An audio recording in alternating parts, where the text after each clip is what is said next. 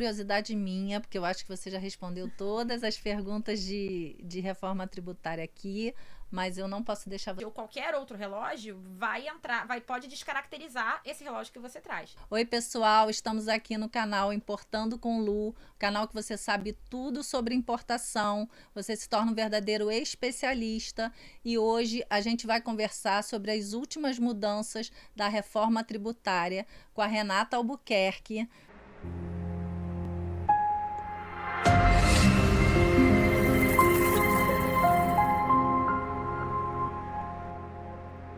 Nossa convidada, que é especialista em direito tributário e aduaneiro. Eu vou deixar a Renata se apresentar para vocês. Bem-vindo, Renata. Muito Bem-vinda ao obrigada, nosso Lu. canal. Bom dia.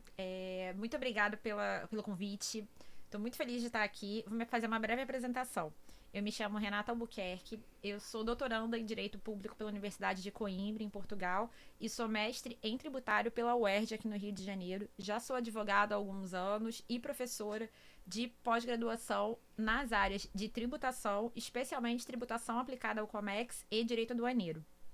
E agora estou montando o meu primeiro curso, meu mesmo, de tributação, reforma tributária, e futuramente vou oferecer treinamentos específicos em tributação aduaneira. E farei. Me avisa porque serei sua aluna sem dúvida nenhuma. Ai, que maravilha. E Renata, eu te chamei aqui porque a gente está nesse período aí de transição de reforma tributária, né? Muita coisa está em teste ainda, para você dizer para os importadores como que a gente começa a falar de reforma tributária. Assim, fica bastante à vontade, porque eu sei que você é professora, então você é bastante didática. O que você acha que é mais relevante para falar nesse momento? Agora, no dia 30, foi 30 de abril, né? Eles deram aquela conferência para a imprensa, né? Que foi a publicação do regulamento do Isso. Comitê Gestor do IBS. Sim, aí se uniram, né, todas as entidades, no caso o município, Estado, Receita Federal, federal, né? E para poder, no caso, colocaram não está vigorando ainda está no momento de teste, mas já está começando a funcionar, não de forma obrigatória, para as empresas importadoras começarem a testar o sistema. O que você tem para falar para a gente sobre isso? Na importação, algum tributo da importação vai ser extinto? Sim e não. Essa é a resposta, mas não é a depende agora. Mais então politicamente sim correta. Não. Porque o que ocorre? Quais são os tributos incidentes na importação que todo mundo conhece? Imposto de importação, ICMS importação, PIS/COFINS importação, IPI importação e as CIDs. Além da taxa do Siscomex e o adicional de frete. Esse que então, é o AFRMM. Isso. O que vai mudar? O ICMS importação e o IPI importação, PIS/COFINS importação. Eles vão deixar de existir e serão substituídos pelo IBS importação, CBS importação. Quando isso vai acontecer? Por isso que eu falei, o comitê gestor é muito importante, que você acabou de falar. Só que ele é um problema para depois. Nós temos um problema mais urgente, que é de 1º de janeiro de 2027, entra em vigor oficialmente a CBS importação, a CBS interna e a CBS importação. E isso é o problema que os importadores estão tendo que lidar agora. Por que acontece? Nós temos muitas obrigações acessórias que ainda não estão efetivamente claras para o importador. Nós temos todo um sistema que precisa ser modificado. O IPI, ele vai ter a sua alíquota zerada já no início do ano que vem. Hoje nós estamos em período de testes da CBS e do IBS, mas as empresas já estão tendo que readequar os seus sistemas internos para poder fazer o efetivo recolhimento a partir do ano que vem. O período de transição entre o ICMS e o IBS, ele vai ser mais longo. Ele vai começar lá em 2029. Ele não começa agora. Sim. Mas já no ano que vem, em 2027, já teremos a alíquota zerada do IPI importação, já teremos extinção do PIS e da COFINS, inclusive do PIS e COFINS importação, e entrada em vigor total da CBS interna e da CBS importação. Renata, só para clarear aqui para o pessoal que está assistindo, sempre que ela fala CBS e CBS importação, porque um tributo seria o nacional. né? Então, incidente no tudo que mercado tem, interno. tipo, para equalizar, para que não haja injustiça entre o que se está importando e o que se está produzindo no Brasil, sempre a tributação tem para quem importa, que aí vem com o nome importação depois, e para quem compra no mercado nacional, que não tem o nome importação depois. Então, por isso que ela está sempre falando CBS ou CBS importação, o IBS, o IBS importação, como a gente tem IPI e IPI importação, certo? Isso. Curioso que a nossa lei, ela não... A lei complementar 214 e a lei complementar 227, elas não trouxeram essa nomenclatura. A doutrina que está importando essa nomenclatura do sistema anterior para facilitar. Que criou-se um grande fato gerador para o IBS e a CBS, que é aquisição, operações, né, com bens e serviços, incluindo dentro dessas operações a operação de importação. Entendi. Então eles não foram tão específicos, mas como a gente precisa explicar o que é nacional e o que vem de outro país, a gente acaba colocando a nomenclatura para separar didaticamente falando, para explicar, né? É mais interessante a gente continuar mantendo essa nomenclatura, até para a gente entender que em algumas operações a gente vai ter incidência do IBS e da CBS, tanto no momento da importação, quanto no momento depois da nacionalização, quando ele for distribuído para o mercado interno brasileiro. Mas isso não seria bitributação? Sim, tecnicamente sim, mas o sistema brasileiro já permitia isso em relação ao IPI e especialmente em relação ao ICMS. Então eu acredito que essa sistemática vai ser mantida. Não está... Porque são dois fatos geradores distintos. Um deles é a importação que é a entrada de mercadoria no país, que existe agora e vai persistir até 2033. Qual é o fato gerador do ICMS interno? Operação de circulação de mercadorias ou serviços. Vamos falar de mercadoria, que eu acho que fica mais simples. Sim, aqui é mercadoria. A gente fala de mercadoria. Pois é. O ICMS, ele vai ter qualquer mercadoria que circular no Brasil, ela vai ter incidência do ICMS. E o ICMS importação, qual era o fato gerador? Qual que é o fato gerador? A importação de uma mercadoria. Então, é como se fossem dois tributos lado a lado, que têm regimes similares, mas seriam dois tributos diferentes. Quando você importa um bem, uma mercadoria, você tem um fato gerador que é a importação. Que é a entrada de mercadoria no território nacional. Sim, estrangeiro. E nós teremos um segundo fato gerador, que é a comercialização dessa mercadoria no mercado a nível interno. nacional, depois que ela for nacionalizada. Exatamente. Então, eu acredito que vai se manter a mesma dinâmica do ICMS importação e do ICMS interno para o IBS. Mas, como nós ainda não chegamos nem no período de transição, a partir de 2028, 2029, nós ainda não temos normativos claros para entender como isso vai funcionar. Mas em relação à CBS, que já começa em vigor ano que vem, muito provavelmente vai se manter a mesma dinâmica do PIS/COFINS importação e do PIS/COFINS interno.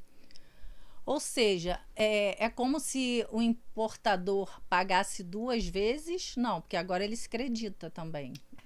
O que acontece? A reforma tributária, ela veio com uma promessa de não cumulatividade, de neutralidade e de ampla acreditação. E de transparência. Porque tanto o importador quanto os brasileiros que consomem no mercado interno vão ter uma ciência mais clara do quanto eles estão pagando de tributo sobre cada item que eles consomem. Então, isso vai ser muito interessante. Mas no caso do importador, ainda não teremos toda essa transparência, porque existem outros tributos que são incidentes na importação, como o imposto de importação. Não vai estar. A Marinha Mercante, o adicional de Marinha Mercante não vai estar, a taxa do Siscomex não vai estar, as CIDs estão mantidas nesse momento. A CID combustíveis, por exemplo, está mantida provisoriamente. A CID remessa royalties, a depender do tipo de coisa que vai ser importada, se vai ser um serviço, se vai ser uma mercadoria específica, também vai ter esse problema. A partir de 2026, nós já entraremos 27. Não, 2026 mesmo. Esse ano. Esse ano. Já começa em fase de testes. Nós já estamos na fase de testes do IBS importação.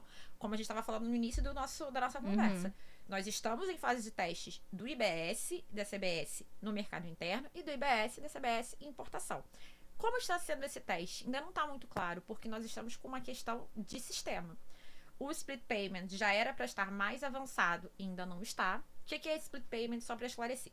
O split payment, ele é a divisão do tributo e do valor da mercadoria. Então, imagina que você está fazendo uma compra no mercado interno, nós vamos comprar um doce em um estabelecimento qualquer. Quando você fizer o pagamento desse doce, já vai ser dividido, por isso é split, que é divisão em inglês, o valor de tributo, que já vai especificamente para a conta do órgão, e o valor que o contribuinte, que é o comerciante, vai receber. Então, isso também vai acontecer. Então, vamos dizer que o doce custe R$10, que seja um bolo. Nem bolo está custando R$10. Acho que o brigadeiro gourmet. Comprou um doce de R$10, você já vai ver nesse split que R$30 foi para imposto e R$70 efetivamente o dono da loja do doce ganhou o dinheiro. Certo? Nós vamos ter essa ciência, nós não vamos ver isso acontecer, porque essa divisão vai ser feita ali no momento de pagamento. Mas nós já vamos saber que dos R$10, R$3 vão para o... 30 não, 3, né? Eu já tô hiperfaturando. Já pensou no bolo? R$3,07. Já pensou no bolo de 100, né? Já pensei na torta inteira. 3,07. 3,07. R$7 vai ficar para o comerciante e R$3 vai ficar para o fisco. Já vai para o fisco. Então, quem vai ser o fisco? Vai ser o comitê do IBS. Você falou bastante de sistema. Esse sistema que você está falando é o sistema do comitê ou é o sistema do importador? Ele tem que ter algum sistema específico para a questão desses novos impostos e essa mudança que veio com a reforma tributária? Porque quando a gente assiste eles sendo entrevistados, dá a entender que eles vão ter todo o trabalho de fazer todas as contas, de organizar tudo, e o importador, o empresário, só vai ter o trabalho meio que de homologar, de concordar com aquilo ou de pedir alguma revisão do tributo que foi calculado por eles, como se a gente não tivesse que fazer muita coisa. Isso é verdade? Isso procede? Esse sistema que você está falando é qual sistema? Bom, eu estou falando de sistemas internos da empresa.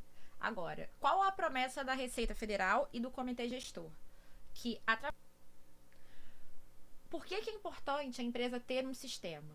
Quem trabalha com importação sabe, a gente faz tudo pelo Siscomex, mas a gente tem que ter um backup. Sim. Até porque nós temos que ter um sistema de escrituração obrigatório, nós temos que ter a nossa própria escrituração para fins de auditoria interna, compliance. Isso vai ser necessário. Ainda mais até 2033, que nós estamos numa transição. Até 2033, nós teremos 2 regimes de tributação concomitantes, que é o regime atual e o regime da reforma. Então, não adianta a gente só confiar no que o fisco está nos dizendo. Até porque era para o split payment já estar em vigor. E não está. Eu estive no início desse ano, na verdade, no início de 2025, numa palestra sobre reforma tributária e impactos no Comex. Uma das palestras foi de um auditor da Receita e ele falou uma coisa que me acendeu 2 alertas. A primeira era que eles fizeram uma pesquisa com as maiores empresas de tecnologia do mundo que estavam disponíveis ali naquele momento e que o split payment é perfeitamente possível de ser implementado. Então, quando eles já prometeram, eles realmente têm como cumprir. Mas qual é o porém? A efetividade, a eficácia desse sistema vai depender do quanto de investimento que a União e que o Comitê Gestor, a Receita e o Comitê Gestor, o quanto o fisco brasileiro está disposto a investir nesse sistema. Porque o sistema, ele vai precisar ser atualizado, não basta ele ser criado. Ele não vai ser comprado de uma vez, ele precisa ter uma manutenção, precisa ter uma helpdesk, precisa ter toda uma estrutura para que ele esteja em pleno funcionamento. Vou dar o exemplo do Pix. O Pix, ele é um sistema excelente. Ele é um sistema realmente revolucionário. De 2024 para cá, olha como a maior parte das operações hoje em dia são feitas através do Pix. O Brasil tem um sistema bancário excelente, mas esse sistema bancário, ele é financiado. Sim. Por quem? Pelos bancos. Pelas instituições financeiras, através dos nossos impostos. E isso, da mesma forma, isso vai acontecer com o split payment. Então, qual é o problema que eu vislumbro? Quais são os 2 alertas? Vai acontecer sim, mas primeiro alerta, quem vai bancar? Somos nós. Os consumidores, os contribuintes. do mercado interno, os importadores, todo mundo. Então, será que a carga vai ter algum aumento E de essa carga vai ser a tributária? desculpa para aumentar a carga tributária Será no que fim? vai ter um aumento de carga tributária para bancar esse sistema? E aí tem um segundo problema, que é o que eu pensei. Como que vai ser esse split payment na transição? Por quê? Ele vai estar sendo implementado. Durante essa implementação, quando a gente cria qualquer coisa nova, tem falhas. E aí, como serão essas falhas?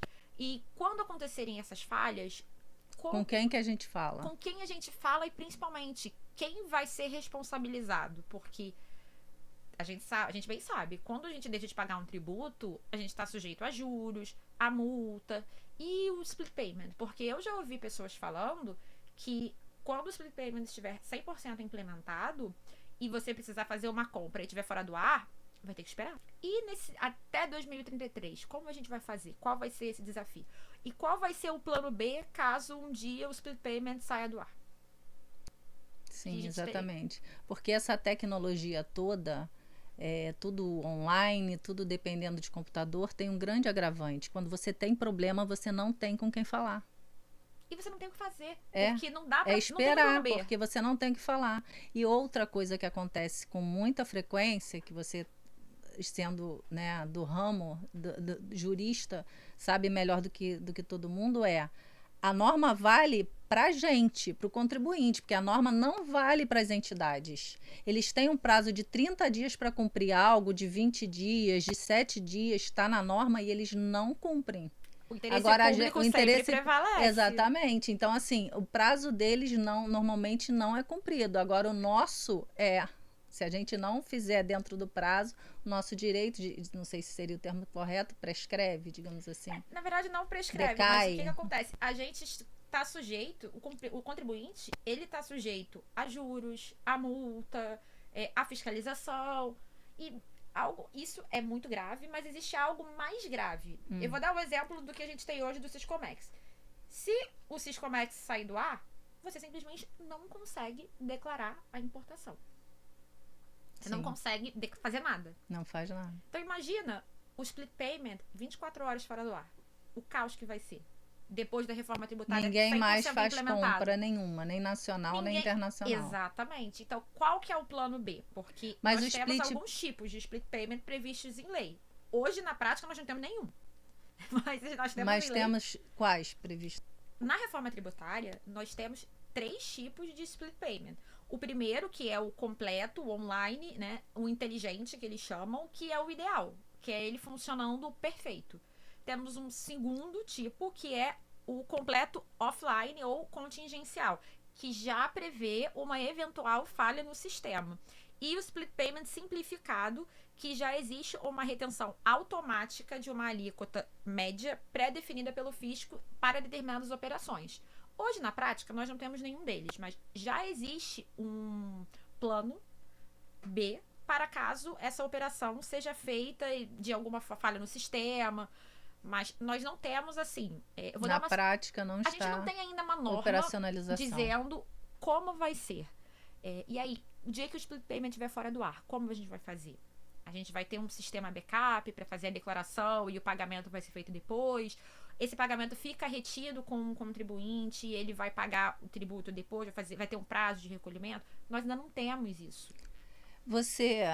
Não sei se você sabe nesse nível de profundidade, mas assim, todo esse arcabouço legal que foi desenhado para o Brasil começou com base lá no IVA, que era o imposto que a gente usava quando viajava, todo mundo conhece isso na Europa, e simplificado, do tipo, não tem mais aquela tributação da cadeia toda, que vem desde a fábrica e vai tributar só no final. Isso seria a primeira ideia. Se o Brasil está revolucionando no sistema tributário, como ele costuma dizer nas entrevistas, eu acredito que isso aí vai copiar um modelo já de algum país que esteja funcionando ou não. Isso é pioneiro no Brasil, esse split payment. Eles estão imitando de alguém ou eles estão inventando do zero? Bom, o split payment é algo mais novo do Brasil. Muito provavelmente foi inspirado em outros países, porque o nosso IVA dual, que a gente está chamando, né, é uma inspiração no IVA europeu, sim, mas com as peculiaridades da Federação Brasileira. Até porque aqui no Brasil nós temos 26 estados e o Distrito Federal, então não tem como ter um tributo incidente sobre valor agregado em âmbito nacional. Isso violaria o princípio federativo. Então, nós criamos, né, o IBS e a CBS, que é o IBS dos estados e municípios e a CBS da União. A questão do split payment acho que é um mecanismo mais avançado brasileiro mesmo. Eu desconheço a inspiração. Na Europa não é assim que funciona, até porque na Europa tem a questão do sistema tributário de cada país e do sistema tributário comunitário. Sim, do euro. Então, lá existe uma outra dinâmica no termos de recolhimento dessa tributação. Lá nós temos o cashback para turistas. Então, assim, e cada país tem as suas peculiaridades. E, modéstia à parte, nós no Brasil temos um sistema bancário muito mais avançado. Eu imagino que o split payment, a maior inspiração seja o próprio Pix. Que realmente as pessoas até brincam de o Pix para o governo. Quando a gente vai fazer o pagamento, o split payment já vai fazer o Pix do tributo para o governo. E aí, voltando à pergunta anterior dos sistemas, nós temos uma promessa de muita simplificação. Porém, a gente tem que ter o nosso sistema próprio para poder fazer auditoria, a nossa escrituração e entender, porque eles não fazem uma operação por dia. Um importador faz várias operações. Então, ele tem que ter um sistema para que facilite a vida dele na hora de recolher o tributo. Ele não pode só contar com um sistema online, seja da Receita, seja do Comitê Gestor. Eu não contaria, não recomendaria isso como advogada. E sobre a questão da neutralidade, né, que é da uniformidade da neutralidade, o IBS e a CBS, eles se inspiram no IVA a partir do momento que eles tributam sobre o valor agregado, para evitar o quê? A cumulatividade tributária, que é aquela tributação em cadeia, no qual um tributo entra na base de cálculo de outro tributo. Só que nós já temos um problema quanto a isso. Já Temos um problema. Os estados ainda não estão tendo um posicionamento uniforme sobre a inclusão do IBS e da CBS na base de cálculo do ICMS e do ICMS no ICMS na base de cálculo do IBS e CBS. Porque, como eu falei, nós estamos em transição. Então, a gente vai ter um período de concomitância entre o regime atual e o novo regime. E aí vai ter teremos alguns problemas em relação à inclusão de tributos dentro da base de cálculo de outros. E não temos ainda uma posição definida que vale para todos os estados. Cada estado ainda está se manifestando sobre isso. Você quer dizer que eles não estão concordando?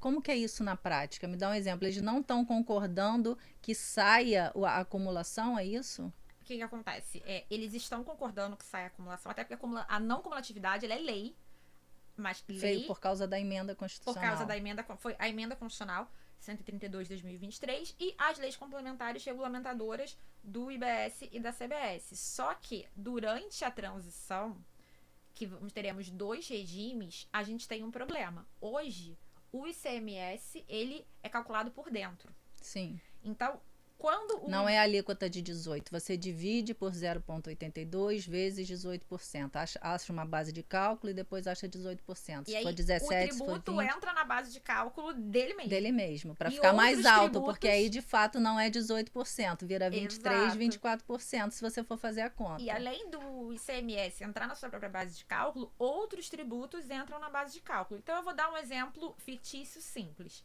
A partir de 2027 nós teremos a CBS. Certo? Certo. Pode ser que a CBS entre na base de cálculo do ICMS em alguns estados. E pode ser que a partir de 2028, 2029, que é quando começa a incidência conjunta do IBS e CBS. do ICMS, do ICMS, um entre na base de cálculo do outro. Quer dizer, isso não está definido ainda. Não está definido. Está em suspenso. Na verdade, não está em suspenso. Cada estado se manifestando de determinado jeito. Mas a gente ainda não sabe essas manifestações. Algumas sim. Alguns estados, como São Paulo, já estão pensando em incluir a base de cálculo. Isso ainda são discussões. Nós não temos ainda uma lei, martelo nós não temos um normativo definido. E eu acredito que agora, com o comitê gestor, teremos uma decisão vinculativa que vincule o país inteiro, né? Todos os fiscos estaduais. Mas na prática a gente sabe que A A teoria briga é é outra, grande, né? A briga é A grande. briga é Porque, grande. pelo que eu vi, uma das grandes promessas, quer dizer, tudo isso aí que a gente já falou, de transparência, era também o não aumento dos tributos, o não aumento dos tributos, a diminuição da burocracia. Então, se é não aumento de tributos, eles não têm que vir com mais tributos, até porque a gente já paga muito. A nossa carga tributária já é alta. Já é O altíssima, nosso sem a retorno é contrapartida. baixo. Exatamente. E o que acontece? Durante a transição, vai piorar para melhorar. Não vai piorar no sentido de aumento de carga tributária nesse momento. Pode ser que aumente, sim, a carga tributária efetiva. E para alguns setores, vai aumentar provavelmente. Né? Nos setores dos advogados, já foi feita uma estimativa de que vai aumentar. Como assim? Foge um pouco do nosso tópico aqui, mas o advogado hoje, ele paga ISS fixo. Então, com a tributação, a extinção do ISS e a tributação através do IBS, não será mais fixo. Esse valor vai mudar. Então, Vai ser vai variável. criar Alíquota.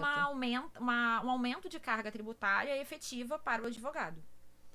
Sem contar essas últimas modificações da reforma da renda, questão do lucro presumido que virou benefício fiscal, que assim foge um pouco da nossa temática. Sim. Então, assim, a gente pode esperar um aumento de carga efetiva, sim.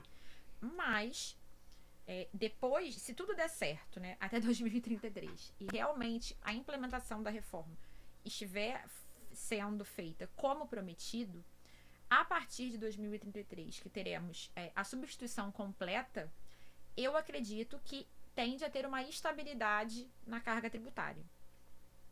Agora, isso é a carga tributária dos tributos sobre consumo. E aí, basicamente falando de IBS e CBS. No caso dos importadores, nós estamos sujeitos a outras questões, como, por exemplo, política externa do Brasil, a própria política interna mesmo de incentivo nacional a determinados produtos que acaba impactando no imposto de importação. Então, a carga tributária para o importador, ela não vai depender exclusivamente da reforma tributária. Ela depende de outros fatores. Agora, no que tange a carga tributária relativa à reforma, eu imagino que vai estabilizar. Nós teremos Estabilizar enquanto? Você tem alguma aposta de entre um range de tanto a porque tanto? não tem como a gente falar, porque depende. São muitos produtos, são muito. Eu tô falando de estabilidade assim. A partir de 2033, a gente pode esperar que não vai ter tanta flutuação na carga tributária. Por quê? Porque a CBS é um tributo federal e o IBS ele vai ter uma norma mais ou menos estável em relação a todos os estados. Apesar de as alíquotas poderem ser modificadas pelos estados e municípios de destino, que o ICMS é pago na origem, o IBS ele vai ser pago no destino, né? E o valor do IBS vai para o estado e para o município de destino. Não vai ser interessante ter uma flutuação tão grande da carga tributária, uma disparidade tão grande. Até porque não se quer guerra fiscal. Porque já se tem guerra fiscal hoje. Estamos tentando fugir da guerra fiscal. A Hoje ideia todo é mundo quer ir para Santa Catarina porque tem uma tributação de CMS muito menor, as exigências são muito mais flexíveis, e aí briga com Minas, que briga com Vitória, né? Então, assim, o importador acaba decidindo aonde que ele vai fazer a operação dele, a empresa dele, com base no benefício fiscal do ICMS. Por motivos extra-negociais, né? Exato. Que a gente chama. O planejamento tributário acaba levando em consideração motivos fora do negócio. Você Exatamente. Ele faz a logística que não tem nada a ver com o negócio dele, não é onde ele está, mas ele tem que mudar porque ele está buscando menos tributação. E outra, já se aumentou muito a tributação na importação, né? Com a que a gente chama de taxa da blusinha, a gente não, né? Mas o leigo remessa conforme começou a falar com remessa conforme, a taxa da blusinha. Tanto que essas empresas de comércio eletrônico, um monte abriu aqui, porque não tem mais como importar, né? Ficou tão alta. Você não Eu até tenho eu escrevi um artigo sobre isso, sobre o programa Remessa Conforme. O que acontece? O que foi o programa Remessa Conforme? Foi uma iniciativa, por isso que eu falo que a carga tributária do importador, ela não depende só da lei como ela é, mas existem interesses extratributários, interesses brasileiros que influenciam a carga tributária na importação. Interesses governamentais brasileiros ou de empresas? Então, de empresas. Os dois. Para quem vê as notícias, sabe que teve um conglomerado de varejistas brasileiros que influenciaram o Há governo, anos. que já vem tentando impor essa tributação de produtos que vem principalmente da China, porque, de fato, existia, antes do remessa conforme, existia uma grande disparidade na tributação de uma blusinha fabricada no Brasil e na tributação de uma blusa importada da China. Fora os que pegavam os $50 para se beneficiar, botando em CPF da família toda para fazer. Seria desse caminho, eu né? nem tô falando especificamente do importador pessoa física, não, mas o do sistema como um todo. A pessoa física, na verdade, a empresa importava como pessoa física quando não era. Era para pessoa jurídica, para revenda, e importava como pessoa física. Qual que era a questão ali, a meu ver? Qual que era o problema? A fiscalização era por amostragem. Então, se você não tivesse um volume tão grande de importações, seja um volume físico, né, que vem vem um pacote com 50, com 100, 500 itens, provavelmente os pacotes menores passavam. Então, se você tivesse um planejamento de importação, como você acabou de mencionar, na pessoa física, no CPF de funcionários, de familiares, você conseguia montar uma operação de importação sem pagar tributo. Até os $50. Isso é uma concorrência desleal. Não só de $50, porque um monte de coisa passava, né? Vinho passava. Quem usa sites, né, como AliExpress, Alibaba, Shopee, todos esses sites, né, o importador pessoa física comprava às vezes muito mais do que $50 de uma vez ou em encomendas separadas, e ele não era tributado. Por quê? Porque não tinha efetivo e não tinha tecnologia. Não tinha tecnologia. Não conseguiam tributar, era 2% na época, era 2%. Né? 2% do que passava nos correios eles conseguiam tributar. Eles só tributavam coisas com muito volume ou eletrônicos, né? Que já vinham ali. Que aí já é o valor mais alto. Descritos na nota também. E ainda tem essa questão, que uma coisa às vezes vinha descrita no pacote que não era o produto que estava ali dentro. Então, tudo isso acabava por prejudicar o mercado interno. Sim. E o mercado... que trazia o container, pagava tudo conforme a norma e não conseguia concorrer. Exatamente. Então, o programa Remessa Conforme, ele veio de um interesse do mercado interno, porque, olha, a gente não tem como competir com esse tipo de importação. E aí, no âmbito da pessoa física também, se criava uma questão, porque muitas pessoas, muitos consumidores, eles buscam produtos que não tem. Nós de grandes cidades, Rio de Janeiro, São Paulo, grandes capitais, não tem esse problema de ter poucas opções de lojas para comprar. Mas em cidades menores tem. Sim, se você for uma cidade do interior do Rio de Janeiro, né, fora ali do polo de vestuário de Petrópolis, Teresópolis, você vai ver que não tem tantas lojas assim. Então, determinados públicos não acham o que eles querem. E com a internet, você tem muito acesso à informação. E a pessoa pensa, poxa, eu vou comprar um produto de R$300. Eu vou entrar num site desses da China, vou comprar o mesmo produto por 50. Então, qual é o produto que ela vai escolher? Mais barato. O Remessa Conforme veio para tentar equalizar isso, não só no âmbito da pessoa jurídica, porque assim, isso aí já era realmente um planejamento tributário abusivo, até mesmo um crime tributário, mas até no âmbito da pessoa física, para o preço ficar mais ou menos parecido e o varejo nacional ter alguma chance, né? Essa foi a tentativa. Então, mas agora se inverteu, né? Porque tá tão caro que ninguém aguenta mais comprar. Os sites chineses, eles ainda conseguem fazer um preço mais competitivo do que o varejo. O varejo nacional já percebeu que, infelizmente, eles vão ter que baixar preço e reduzir margem de lucro para poder competir, mesmo com a tributação. Porque ainda com a tributação, o preço é mais vantajoso. Longe de mim de falar de qualidade, porque de fato a moda nacional tem lojas de excelente qualidade, de itens muito bonitos e diferentes, corte, a costura, realmente uma roupa boa não tem como você comparar com um item que vem da China, mas a gente sabe que nas grandes lojas de departamento o mesmo produto que você compra da China. Exatamente. Então o consumidor, ele não é bobo. E hoje, com a internet, a gente tem acesso. Você compra, inclusive, de lojas da China com a etiqueta do produto. Eu não sei se essa etiqueta é verdadeira. Não, longe de mim dizer que é verdadeira ou não é. Mas o produto é basicamente idêntico. Então, o consumidor, ele não é bobo. E o consumidor não tem mais medo de importar. Há 5, 10 anos atrás, o consumidor tinha medo de comprar da China. Hoje em dia não tem mais. Fora os que compraram da China sem saber, né? Que um Do monte de gente dropshipping. comprava, não sabia que estava comprando da China. Não, até importador por CPF.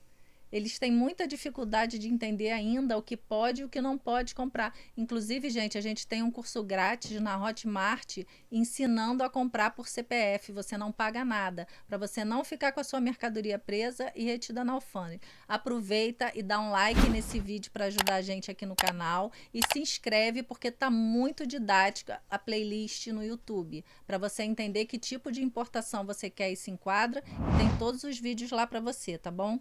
Agora, Renata, voltando aí para essa coisa de reforma tributária, que a gente, o que não falta aqui é assunto e conhecimento teu. Então, você falou que assim, indica que o importador tenha sim um sistema à parte, que não confie só nisso tudo de mão beijada que a Receita Federal vai entregar. E que no momento, entendo eu, para qualquer empresa de sistemas mexer no sistema ainda está muito cedo, porque como você falou, temos normas, digamos assim, macro, mas a instrução normativa, digamos assim, que é para botar o detalhe, que é botar a mão na massa e ter um manualzinho de como o sistema vai funcionar, que seria mais ou menos isso, nós não estamos longe de ter isso ainda. Estamos naquela fase de testes para o importador começar a usar o sistema, eles verem que tipo de problema dá e aí fazerem um ajuste para depois virem com a norma. Eu acho que a estratégia deles é essa, né? Sim. Já que não teve consulta pública. Estamos tendo agora comitê gestor, né? Estamos tendo. Não é bem uma consulta pública, mas a gente pode apresentar sugestões. Agora, essa questão do sistema, eu confesso que o sistema ele vai ter que se atualizar de acordo com as normas saindo, porque nós já temos que, algumas empresas já estão recolhendo pelo teste, né? Já estão nesse período de teste. Segundo eles, 13 milhões de empresas, né? Pois é. Mais ou menos isso. Você vê em algumas notas no varejo ali, o IBS, a CBS. Então, assim, a reforma já é uma realidade. E, infelizmente, então, a empresa ela pode tentar adaptar os seus sistemas ou criar sistemas paralelos, mas, assim, não vai ter... Ou vai ter que ser no papel. Mas, infelizmente, sim, a empresa vai ter que se adaptar. E o ideal é que a empresa tenha um backup. Igual a questão da escrituração contábil. A gente faz a escrituração contábil online, lá no SPED, tudo como as normas da Receita. Mas a empresa tem que ter um backup. Porque ela precisa apresentar aquilo se ela precisar ser fiscalizada. Se ela precisa ter o seu controle interno. Ela tem que ter o seu compliance interno, o seu controle. Não basta ela se inscrever tudo, botar tudo online e esperar, rezar para dar tudo certo. Até porque os sistemas podem sair do ar, né? Sim. E aí é bem estranho isso que você falou, que a gente vai ter 3 splits payment, né? 3 splits payment, porque o primeiro eu entendi que é aquele 100% tudo funcionando. E tem um outro que é para o dia que o sistema não funcionar. Mas esse outro terceiro seria exatamente o quê? É o simplificado, que é quando já tem uma alíquota específica e faz uma retenção automática no valor da transação. É um modelo de estimativa que pode ser ajustado posteriormente. Ele vai ser aplicado mais para o varejo, né? Eu acredito, né, que ele vai ser implementado quando o varejista ele lida com vários produtos de alíquotas diferentes, e aí ele vai pegar, eu vou fazer o split payment de 13% de tudo, depois você declara e a gente faz o ajuste aqui. Eu acredito que vai ser assim. Vai ser como se fosse um presumido, um lucro presumido, mais ou menos isso? Ele fala em alíquota média pré-definida pelo fisco, né? E aí depois o contribuinte vai faz poder a apuração ajustar. Separado. Só que não temos normativo ainda, não então não sabemos normativo. Exatamente como isso vai ser na prática. Mas a questão principal é o plano B, caso o split payment saia do ar. Quando esteja offline, né? Então temos um split payment online e um split payment offline. Mas ainda assim... É assustador. Acho que não é questão... eu não me assusto, não. O que eu me preocupo com a falha. Porque a falha vai pro lado do contribuinte. Nunca vai pro lado Nunca da Receita. A Exatamente. falha vai pro nosso lado. Então, os atrasos a gente que paga. Exatamente. Se alguma coisa não funciona, ninguém vai lá e te dá desconto em armazenagem. A armazenagem continua correndo, né? Nós É que trabalhamos com greve. importação sabemos disso. Exatamente. É greve, beleza, a armazenagem está correndo, não tem desconto. Exato. O agente de carga demorou para desconsolidar? Não é o agente de carga que paga a armazenagem, é o importador que continua com a armazenagem correndo. Não tem moleza. Sempre A logística estoura. é cara. Exato. E para o importador, um dia a mais é muito dinheiro. Um dia fora do ar é uma grana absurda de armazenamento. Um dia de atraso é logística caríssima. Então, tudo isso, nós vamos arcar com essa falha. Então, a gente vai arcar com o sistema, nós vamos arcar com a falha. E não está muito claro ainda como vai ser feito isso em relação às obrigações acessórias, que eu acho que é um outro tópico de muita importância para o importador. O importador, ele vai ter que modificar, ele vai ter uma burocracia maior na importação, por causa das obrigações acessórias do IBS e da CBS. E o que seriam essas obrigações acessórias? Não se sabe. Não sabemos ainda, porque não temos normativo, mas vai mudar. Eu não sei se o importador ou vai continuar a sistemática de hoje, que você consolida a sua arrecadação através das declarações feitas no portal da Siscomex. Nós não sabemos isso. E será que o split payment vai se integrar com o Siscomex? Eu acredito que sim, mas nós não temos ainda a normativa. E que tipo de obrigação vai ser necessária para fins do IBS? Porque a CBS é um tributo federal. Então, nós não vai mudar tanto a dinâmica em relação ao PIS e COFINS, importação. Mas a CBS, o IBS vai. Eu tinha noção, engraçado, pelo menos o mercado do Comex estava falando muito o seguinte, que quem tivesse benefício fiscal de CMS na importação, que aproveitasse o máximo. Se não entrou ainda, entra agora, porque essa era a conversa, até 2033 você conseguiria usufruir desse benefício fiscal. Agora, em 2033, já teria aquela situação de todos os estados equânimes, né? Tipo, todo mundo com a mesma alíquota, então você já não decidiria a sua logística com base no benefício fiscal, por exemplo, que é muito famoso de Santa Catarina. Isso pode não acontecer pelo que você está falando. Porque não, isso vai acontecer. Isso vai acontecer? Vai acontecer. Por quê? Ah, tá. Tem duas questões aí. Uma é, pelo princípio da uniformidade, espera-se que as alíquotas sejam mais ou menos equânimes. Então, uma das consequências do princípio da uniformidade é redução e extinção de muitos benefícios fiscais que nós temos hoje. Isso é um ponto. Então, você, importador, que tem benefício fiscal, vai precisar readequar a sua operação em 2 pontos. A primeira, se você tem créditos a serem utilizados, você tem que verificar nas leis regulamentadoras do IBS como você vai poder utilizar esses créditos até 2033, que é a extinção do ICMS e a implementação integral do IBS. E se você tiver um benefício fiscal que for extinto, você vai precisar ver como você enquadra a sua operação no novo regime. Então, tem 2 problemas aí. O crédito que vai precisar ser utilizado e o enquadramento da operação. E temos um problema mais urgente, que é os créditos de PIS e COFINS. Porque esse ano acaba. Esse ano acaba. PIS e COFINS acaba esse ano. Em 2027 já temos a CBS. Então, quem tem crédito de PIS e COFINS precisa fazer agora. E temos um terceiro problema, que existem muitas causas relacionadas a PIS e COFINS, seja interno, seja importação, que estão pendentes de julgamento.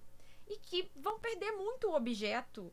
Então, assim, muitos contribuintes que têm processos que estão aguardando julgamento em termos repetitivos, né, de repercussão geral no STF, vão ter que pausar isso aí, vão ter que inserir isso na contabilidade sem saber qual vai ser o resultado. Sendo que o PIS e COFINS vai acabar esse ano.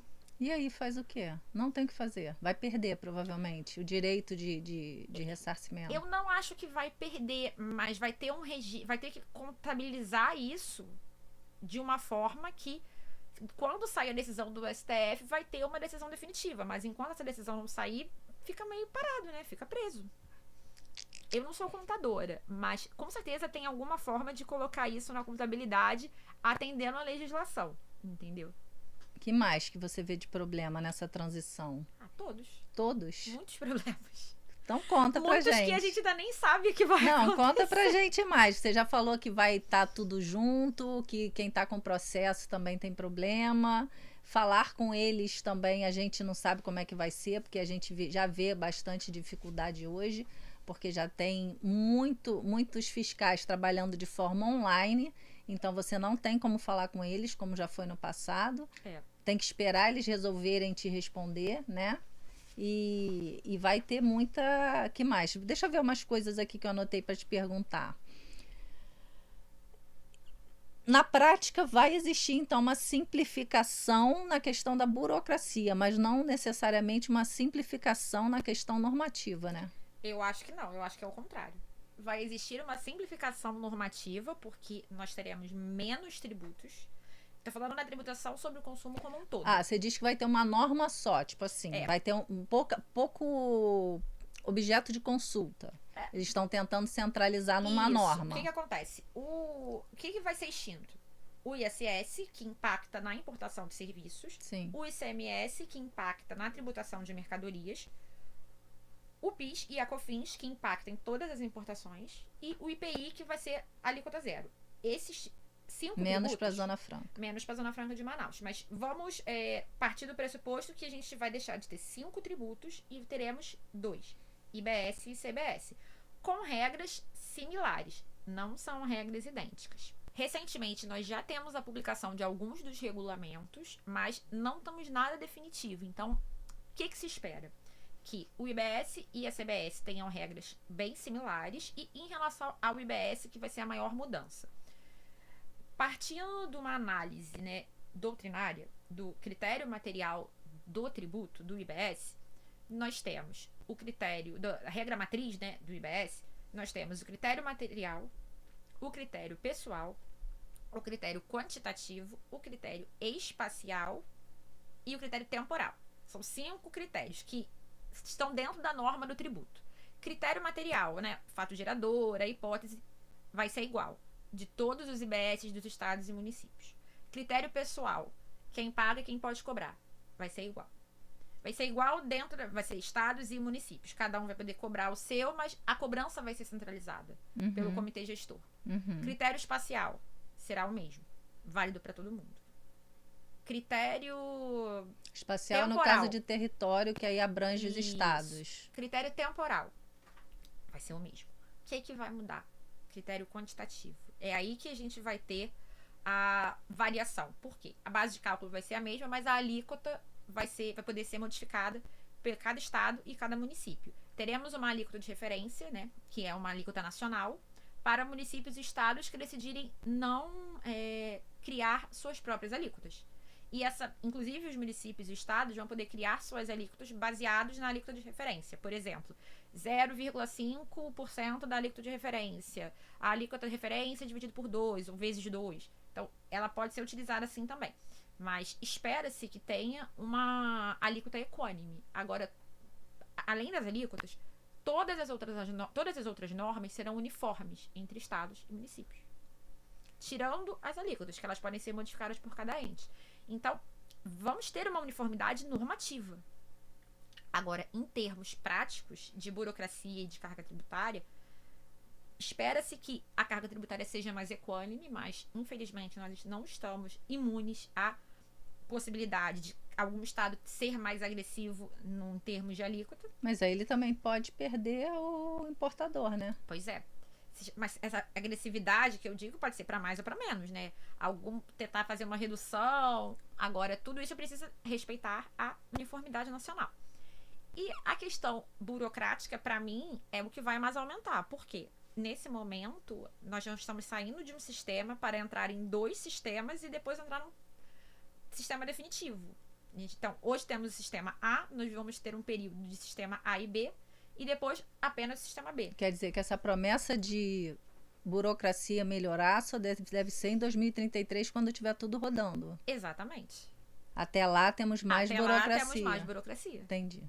Eu tenho aqui no meu relatório ainda para perguntar algumas coisinhas para você. Eu acho que o resto tudo você já falou. Mas com relação a pequenos e médios importadores, você acha que existe diferença na reforma tributária? O pequeno pode sofrer mais do que o médio? Como que fica essa questão? Olha, todo mundo vai sofrer, como já diria Marília Mendonça, mas Todo mundo vai sofrer. eles vão sofrer de formas diferentes. O pequeno importador vai sofrer porque ele vai ter a burocracia aumentada. Ele vai ter que investir em sistemas, porque, como eu falei antes, todo mundo vai ter que investir em sistemas para se adaptar à reforma tributária. Esse sistema pode ser um sistema manual, inclusive, no papel. No Excel. Então, cada um vai investir de acordo com a sua disponibilidade financeira e organizacional. Mas tem que ter um controle, precisa ter um controle dele. próprio. Então, Sim. para o pequeno, essa burocracia vai aumentar nesse primeiro momento. Para todos, mas eu acho que ele vai sentir mais um impacto porque a operação dele é menor. Então, talvez isso represente um custo maior para ele. O médio, ele já tem o médio e o grande, para mim, eu já vejo outros problemas, que é regimes que eles estavam se beneficiando, regimes tributários, benefícios fiscais que eles vão precisar se reorganizar em termos operacionais. Isso também afeta o pequeno, mas ele afeta de uma forma diferente. O pequeno às vezes nem tá nesse mundo ainda, né? Exatamente. Já tá importando, brigando por centavo ainda. Exatamente. Não tem o pequeno benefício foi muito nenhum. mais afetado, provavelmente, pelo remessa conforme, do Sim, que pelo... verdade. Do que Pela reforma tributária. Como um todo, né? E como que dá para o importador se preparar para evitar multa, autuação com relação à Receita Federal? Porque eles prometem que você vai testar o sistema e não vai ter problema nenhum, que nesse momento também não vai ter multa, que é só teste. Existe algum risco, a seu ver? Existe. Porque nós teremos a partir já do ano que vem, né? Nós já teremos 2 sistemas concomitantes. A partir de 2027, nós teremos a incidência integral da CBS. Então, extinção do PIS/COFINS e a incidência integral da CBS. Então, nós já teremos 2 sistemas em curso. Nós teremos o sistema da reforma tributária, com as suas peculiaridades, e o sistema anterior, que é a incidência do ICMS importação e do ISS importação, a depender da sua atividade. E a partir do ano que vem também teremos a alíquota do IPI zerada. Então, como o importador pode se preparar? Investindo em controles próprios da empresa, investindo em contabilidade adequada, burocracia adequada, auditoria adequada. Essa é a forma dele tentar fazer com que a sua operação atenda às exigências que ainda estão por vir com a reforma tributária. Agora, uma curiosidade minha, porque eu acho que você já respondeu todas as perguntas de reforma tributária aqui, mas eu não posso deixar você ir embora sendo especialista, sabendo tudo do jeito que você sabe nesse ramo de aduana misturado com tributo, mas é verdade, você é referência. Eu preciso te perguntar uma coisa, que eu acredito que seja do interesse, logicamente, do pessoal que está assistindo aqui, porque é o interesse de todo mundo que viaja. O que existe de novo nesse ramo? O que mudou com a questão de trazer coisas do exterior para quem viaja? Pode dar umas dicas para a gente disso? Perfeito, vamos lá. Para os viajantes, nós temos um regime simplificado, que é o regime de tributação simplificada, regime especial e regime que é o RTU, né? RTS, RTE, RTU. São regimes simplificados de tributação que se aplicam à bagagem.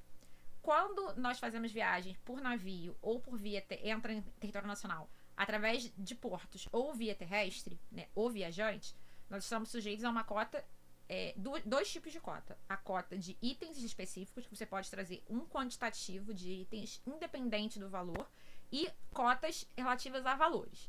No caso de $500 para entrada pelo território nacional via terrestre, via marítima, lacustre, e $1.000 quando você vem de avião. Então, peraí, vamos... Então, são vários tipos de cotas diferentes. Só para organizar meu pensamento aqui. Quando você fala de importação simplificada, gente, não é importação, compra internacional pela internet, online, lá na Alibaba, na Shein, nada disso. É o regime do viajante. É o regime do viajante. A importação simplificada é de alíquota única. Você não precisa ir na mercadoria, verificar a NCM dela para dizer que é 18%, que é 15%, que é 13%, com vários impostos. Não, é alíquota única no federal e alíquota lá no ICMS. Então, não tem aquele bando de imposto como tem na importação formal. Então, é isso que ela vai falar aqui. Quem viaja já está sujeito a esse regime mais simples para que se passe mais rápido pelas alfândegas, né? Imagina se tivesse que parar para ver carga a carga, o que cada uma se enquadra lá na NCM. Então, é disso que você está falando. Exato. Aí, quando você fala que pode entrar avião, navio, quer dizer, todos os meios de chegada no Brasil, existe a possibilidade, existe uma regra. Existe. Mas você vai focar aqui no avião. Eu só quis dizer Pra que são dar o valores exemplo. diferentes. São valores diferentes. Avião é $1.000 e navio ou terrestre são $500. Então, se viajar de navio e parar ali no Rio de Janeiro, no Pier Mauá, com navio de passageiro, essa é a entrada que você vai no navio diferente. de passageiro. Hoje é assim, pode ser que essa cota aumente, essa cota diminua, porque aí vai depender da determinação governamental. Mas hoje vamos falar sobre avião para ficar mais fácil. Para você dar exemplo, o rodoviário é vindo de fronteira, país de fronteira. Terrestre, tipo, veio da Argentina para cá, veio do Uruguai, os países fazem fronteira com o Brasil e você atravessou trazendo mercadorias. Bom, vamos falar aqui do avião, para ficar mais prático. Quando a gente viaja de avião, nós temos 2 tipos de cota de produtos que a gente pode fazer uma importação como bagagem. A cota relativa ao valor, que é o limite de $1.000. Acima do desse limite de $1.000, nós temos que pagar, temos um regime diferenciado que nós temos que pagar 50% do imposto de importação sobre o valor que ultrapassa esses $1.000. Como se faz isso? Você declara antecipadamente através do próprio site da Receita Federal, paga o tributo e se apresenta no momento que você chega no aeroporto, quando você tem 2 opções: bens a declarar e bens que não tem não necessidade de declarar, sem nada a declarar. Então você tem que procurar o bens a declarar e mostrar que você já declarou e fez o pagamento. Você pode também fazer em alguns aeroportos lá no próprio local. Tem alguns totens e tudo. Mas eu recomendo aos clientes que já façam isso antecipadamente no momento da chegada, para não ter que lidar com sistemas e coisas fora do ar, ou simplesmente não ter essa possibilidade de declarar ali. E o que acontece quando a pessoa não declara? Ela vai estar sujeita a pagar multa. Os 50%. Além do imposto, pagar multas agravadas, porque pode ser enquadrado como sonegação. Porque a pessoa passou, se o fiscal da Receita, você já passando no não tenho nada a declarar, o fiscal da Receita te chamar, passar a sua mercadoria no raio-x e ver bens a declarar ali, ele pode te multar. E eu vou trazer uma curiosidade, que por isso que eu falei que existem 2 tipos de cotas. Existem cotas relativas que não têm valor, que são bens de uso pessoal. Dentre bens de uso pessoal, nós podemos trazer um relógio de pulso. E esse relógio não está sujeito à limitação de valor. Esse relógio de pulso, ele não entra na cota $2.000 que eu falei. Que seriam para itens novos. Não seriam para itens de uso pessoal, que são itens usados. É aquela questão, você está viajando, você gostou de um relógio, você compra o relógio, você já usa o relógio durante a viagem e vem. É um item de uso pessoal. Mas como a gente não está dentro dos 1.000, então eu posso comprar no valor que eu quiser? Exatamente. Não a gente tem pode comprar legislação. um Rolex. Uau! A gente sabe que custa bem mais do que $1.000. Pode comprar um Rolex e viajar, desde que seja o único relógio. E aí eu vou trazer 2 casos que tiveram desfechos diferentes. O primeiro foi a importação de um Rolex, que a pessoa saiu daqui do Brasil com um relógio, que era um Apple Watch, e voltou com um Rolex no pulso e um relógio no Apple Watch na mala. O que a Receita Federal entendeu? Tributou o Rolex porque não era um único relógio como item pessoal. Entendeu que aquele não era que ela já tinha um relógio e que aquele relógio não foi... Era o extra, então ela podia extra tributar. E deveria estar sujeito à cota de $1.000. Então, tributou com 50%, além dos $1.000. Que não é boba nem nada, vai no mais caro para tributar. Obviamente. Mas posso te tirar uma dúvida? Claro.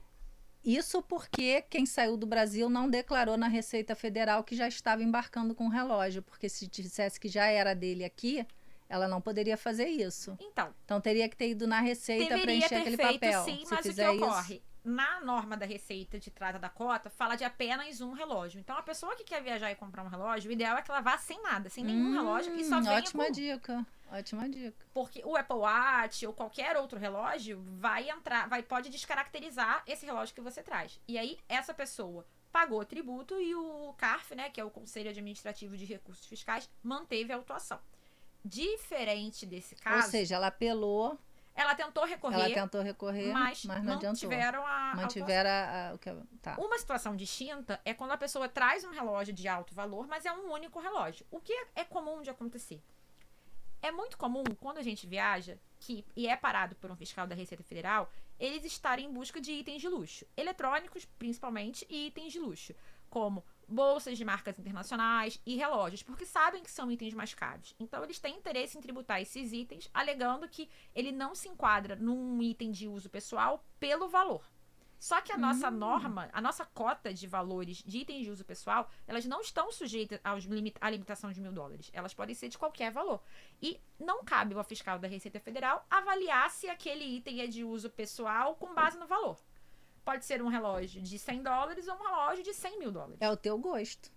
Exatamente. O uso pessoal depende da sua capacidade financeira. Mas aí ele pode alegar capacidade financeira. Ele pode ir no teu imposto de renda e dizer que você não tem essa capacidade de ter esse relógio. Não é isso. Ele pode alegar que aquele item não é de uso pessoal pelo valor.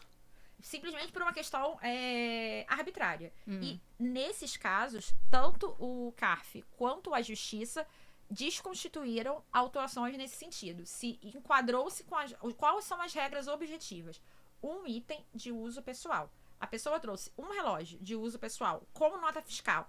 Isso é importante. Você tem que ter a nota fiscal até para você provar que aquele item de fato é seu. Você comprou aquele item na viagem. Atendendo-se todas as regras, aquele item vai ser considerado de uso pessoal e não está sujeito à incidência do imposto de importação. A bolsa está na mesma situação. Exatamente. Que mais que está na mesma situação? Um casaco caro, qualquer coisa. Não, casaco entra dentro das roupas. Roupas já não usadas. É item, já não é considerado. Existe também das roupas, você compra roupas, elas não entram nessa cota de $1.000 de uso pessoal, que você já usou durante a viagem. Só que roupa é mais complicado, porque muitas pessoas compram a roupa para usar aqui ou para presentear, mantém a roupa na etiqueta e não pode. Então, são de fato itens que você vai utilizar na viagem. Não existe, para roupas e bolsas, não existe uma norma específica igual existe para relógio ou para celular e câmera fotográfica. Então tem norma específica para relógio para celular e câmera fotográfica. E câmera fotográfica. Você pode dizer qual é essa norma pra gente? Tá no próprio site da Receita Federal, no Guia do Viajante. Tá, ótimo. Porque as normativas vão mudando ao longo do tempo. Então é melhor não dar um artigo. Não dar um número específico, mas está lá no Guia do Viajante, no site da Receita Federal. Você pode ver, e tem de fato, e se por acaso você que viaja, se você comprou um relógio, se você comprou um item de luxo e ele foi tributado, especialmente relógios, celulares e câmeras, e eles foram tributados com base no limite de $1.000, você pode recorrer judicialmente, que se você tiver todos os requisitos cumpridos, é bem provável que você consiga reaver esse tributo na justiça. Muito bom, muito bom. Mais alguma dica para o viajante? Declare seus eletrônicos que não estão nessas categorias, porque vocês vão evitar muita dor de cabeça. Você vai pagar um tributo muito menor, que é realmente 50% do valor que exceder $1.000. Especialmente se você trouxer computadores, aqueles computadores mais avançados para edição, gamer. Declare que você vai estar cumprindo a norma e evitar muita dor de cabeça no retorno da sua viagem. Então, declarando que você comprou lá fora, efetivamente está trazendo. Isso. E sempre declarar o que saiu daqui. Senão ele pode cobrar 2 vezes? Exatamente. Se você já tem por exemplo, você já tem um computador e está levando seu computador de trabalho e não declarou... Basta a nota fiscal. Basta a nota fiscal. Que você comprou no Brasil. Então, ou leva a nota fiscal com você ou passa pela Receita Federal antes do voo, mas é difícil. Não dá para fazer isso. Não é comum. Esse procedimento não é comum no Brasil. Em outros países mas aqui no Brasil não é comum. Mas se você comprou um item no Brasil e que pode ter algum problema, leve a nota fiscal física ou no celular, comprovando que você comprou esse item no Brasil. Especialmente de eletrônicos. De eletrônicos, e itens de luxo, itens caros. Sim. Porque pode acontecer... Pode acontecer com joias também isso? Pode. Também tem que levar a nota fiscal da joia? É o ideal. Caramba! Você ter a sua garantia. O fato de estar no corpo não muda nada para eles. A joia, ela entra no uso pessoal. Então, se você comprou uma joia para uso pessoal, você não vai viajar com um porta-joias, com 10 brincos, 30 colares. Mas o que você tá no corpo, muito provavelmente não vai ser taxado. Mas, se você pegar um fiscal empenhado em tributar, ele pode alegar que aquele... É da mesma coisa do relógio, alegar que aquilo não é um item de uso pessoal pelo alto valor. E não tem norma específica para joias. Então, se você está viajando com uma joia de alto valor, o ideal é que você declare ela, que está saindo do Brasil com ela e que você vai retornar com ela. Mas esse procedimento não é tão comum aqui no país. Entendi. Então tá ótimo, Renata. Muito obrigada pela sua entrevista. Eu que agradeço adorei. aqui, nossa Você, conversa. nossa, esclareceu muita dúvida aqui pra gente. Super bem-vinda. Muito Adorei. obrigada. Espero que você volte, porque vai ter muito mais assunto de reforma tributária para você falar. E eu queria aproveitar e te pedir para deixar os seus contatos. Eu que agradeço, Lu, pelo convite. Adorei a nossa conversa e realmente esse é o tema do momento, reforma tributária, porque vai afetar a todos. Vou deixar o meu Instagram, que é Renata Albuquerque Tax, e o meu e-mail, renataalbuquerquetax@gmail.com, e eu fico à disposição para esclarecer qualquer dúvida lá. Podem me mandar por e-mail ou pelo Instagram. Muito obrigada.